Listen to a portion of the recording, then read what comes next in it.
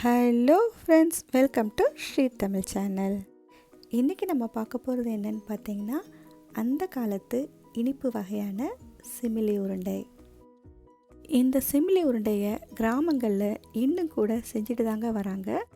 கேழ்வரகு மாவில் அடை சுட்டு அந்த அடையை உரலில் போட்டு கூடவே வேர்க்கடலை வெல்லமும் சேர்த்து உலக்கையால் இடித்து உருண்டை பிடிச்சி கொடுப்பாங்க. அந்த மாதிரி இடித்து கொடுக்கும்போது அதனுடைய டேஸ்ட்டு ரொம்பவே சூப்பராக இருக்கும். இன்றைக்கி நாம் கிராமத்து முறைப்படி சிமிலி உருண்டை எப்படி செய்யலாம் தான் பார்க்க போகிறோம். வாங்க பார்க்கலாம். முதல்ல ஒரு பவுலில் 1 கப் கேழ்வரகு மாவு எடுத்துக்கோங்க. இப்போ இது கூட ஒரு அரை ஸ்பூன் உப்பு சேர்த்துக்கலாம். அப்புறமா 1 ஸ்பூன் சர்க்கரை சேர்த்துக்கோங்க. எல்லாத்தையும் சேர்த்து ஒரு முறை கையால் நல்லா கலந்து விட்டுக்கோங்க. நல்லா ஒரு முறை கலந்து விட்டதுக்கப்புறம் இதில் கொஞ்சம் கொஞ்சமாக தண்ணி சேர்த்து அடை சுடுற அளவுக்கு கொஞ்சம் இலக்கமாக மாவை பிசைஞ்சு எடுத்துக்கோங்க. மாவு இந்த அளவுக்கு சாஃப்டாக இருக்கணும், அந்த அளவுக்கு தண்ணி சேர்த்து பிசைஞ்சு எடுத்துக்கலாம். மாவு இந்தளவுக்கு தளர்வாக இருந்தால் தான் நமக்கு அடை தட்டுறதுக்கு கொஞ்சம் ஈஸியாக இருக்கும். அதே மாதிரி அடையும் கொஞ்சம் நல்லா வேகும். அடுத்து தோசைக்கல் லேசாக சூடானதும் கொஞ்சமாக மாவு எடுத்து அடை தட்டுற மாதிரி கையை கொஞ்சம் லேசாக ஈரம் பண்ணிவிட்டு இந்த மாதிரி தட்டி விட்டிங்கன்னா நமக்கு மெலிசாக அடை வந்துடும். உங்களுக்கு டைரெக்டாக தட்ட வரலைன்னா வாழை இலையோ இல்லைன்னா பாலித்தீன் கவர், பட்டர் பேப்பர் இந்த மாதிரி கூட யூஸ் பண்ணிக்கலாம். கொஞ்சமாக நெய் இல்லைன்னா நல்லெண்ணெய் சேர்த்துக்கோங்க. அடுப்பை மீடியம் லோ ஃப்ளேமில் வச்சு மாவோட கலர் லேசாக நிறம் மாற வரைக்கும் இதை ஒரு பக்கமாக வேக வச்சு எடுத்துக்கலாம். மேல் மாவு லேசாக நிறம் மாற ஆரம்பித்ததும் இதை நாம் திருப்பி போட்டுக்கலாம். திருப்பி போட்டதுக்கப்புறம் ஒரு 2 நிமிஷம் வேக வச்சா போதும். 2 நிமிஷத்துக்கு அப்புறம் நாம் இதை எடுத்துடலாம். இதே மாதிரி எல்லா மாவையும் அடையாக சுட்டு எடுத்துக்கலாம். எல்லா அடையும் கொஞ்சம் நல்லா ஆறட்டும்.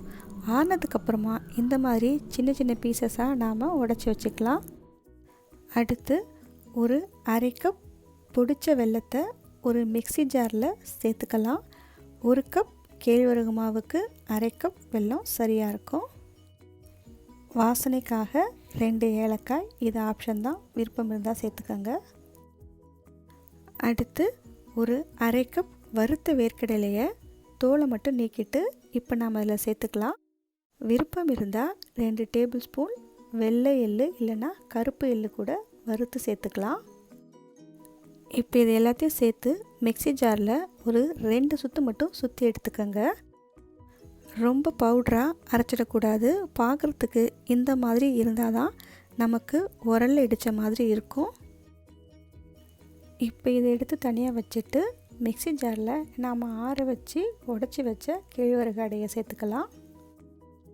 இப்போ இந்த அடையையும் பல்ஸ் மோட்டில் வச்சு ஒரு 2 சுற்று சுற்றுனிங்கன்னா இந்த மாதிரி உதிரி உதிரியாக நமக்கு உடஞ்சி வந்துடும். இப்போ இது கூட நாம் உடச்சி வச்ச வேர்க்கடலை வெல்லத்தையும் சேர்த்துக்கலாம். இப்போ இது எல்லாமே நல்லா கலக்கிறதுக்காக திரும்ப ஒரு முறை 2 சுற்று மட்டும் சுற்றி எடுத்துக்கோங்க. அவ்வளவுதான். இதை ஒரு பவுலுக்கு நாம் மாற்றி வச்சிடலாம். உங்களுக்கு பார்த்தாலே தெரியும், வெல்லம் வேர்க்கடலை எல்லாம் நல்லா கலந்து நமக்கு உருண்டை பிடிக்கிறதுக்கு வசதியாக ரொம்ப சுலபமாக வரும். கையில் லேசாக நெய் தடவிக்கிட்டு உருண்டை பிடிச்சிங்கன்னா உங்களுக்கு கையில் உருண்டை ஒட்டாமலும் வரும். அதே நேரத்தில் நமக்கு உருண்டையோட டேஸ்ட்டும் ரொம்பவே சூப்பராக இருக்கும். அவ்வளவுதான், கிராமத்து முறைப்படி சிமிலி உருண்டை நாம் சூப்பராக ரெடி பண்ணிட்டோம். கேழ்வரகு வேர்க்கடலை வெல்லத்தில் எவ்வளோ சத்து இருக்குன்னு நாம் தனியாக சொல்ல தேவையில்லை. நம்ம எல்லோருக்குமே இது தெரியும். பாரம்பரியமிக்க பழங்காலத்து இந்த சிமிலி உருண்டையை நீங்கள் வீட்டில் ட்ரை பண்ணி பார்த்துட்டு எப்படி இருக்குன்னு சொல்லுங்கள். இந்த ரெசிபி உங்களுக்கு பிடிச்சிருந்தால் லைக் பண்ணுங்கள், ஷேர் பண்ணுங்கள், ஸ்ரீ தமிழ் சேனலுக்கு சப்ஸ்கிரைப் பண்ணுங்கள். தேங்க்ஸ் ஃபார் வாட்சிங்.